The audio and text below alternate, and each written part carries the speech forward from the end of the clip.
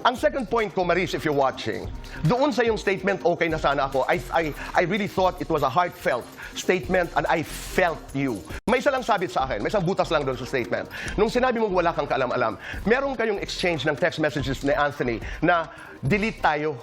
Can you delete screenshots and messages? Sagot ni Anthony, alam mo, hindi pa naman ako nagdi-delete. This is paraphrasing it. Pero gets mo kung bakit kailangan natin mag-delete. And then there was a line in that conversation that said, someday, hindi tayo kinakailangan mag-delete. Public apology ni Maris Racal, kwinestyon ni Boy Abunda. Nagbigay ng pahayag ang TV host manager na si Boy Abunda sa inilabas na statement ng kapamilya actress na si Maris Racal kaugnay sa kinakaharap nitong cheating issue kasama ang ka-love team na si Anthony Jennings. Sa latest episode ng Fast Talk with Boy Abunda nitong Biyernes, Disyembre 6, may napansin itong butas sa isang bahagi ng pahayag ng aktres. Ito ay ang pagsasabi ni Maris na hindi niya alam na habang may something sila, ay in a relationship pa ito kay Jam Villanueva, ang ex-jowa ng aktor at ang nag-umpisa ng kontrobersya matapos maglabas ng screenshots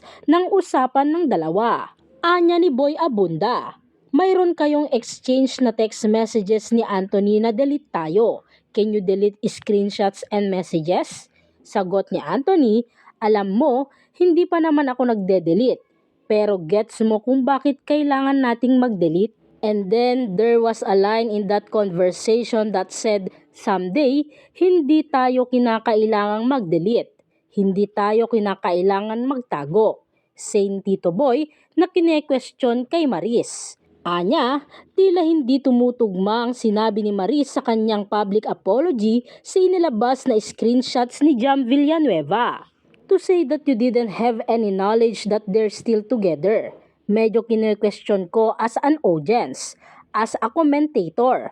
Dagdag pa ni Tito Boy. Sa kabila nito ay pinahayag pa rin ng TV host ang paghanga sa tapang ni Maris na humarap sa publiko. Matatanda ang ginulat ng aktres ang lahat matapos ilabas ang kanyang public apology nitong Biyernes, Disyembre 6 kung saan inamin na niya ang kanyang pagkakamali. Ilang oras matapos ang kanyang public apology ay sumunod naman si Anthony na tanging paghingi ng tawad ang sinabi. Sa lahat ho ng mga nangyari noong nakaraang araw, sa lahat po ng taong nasaktan ko, especially po si Maris sa si Jam, saad ni Anthony. Pagpapatuloy pa niya, humihingi po ako ng tawad sa dalawang babae and sa lahat po ng mga nadamay ko rin. Yun lamang po, sorry po ulit. Buong pahayag kahapon ni Anthony Jennings.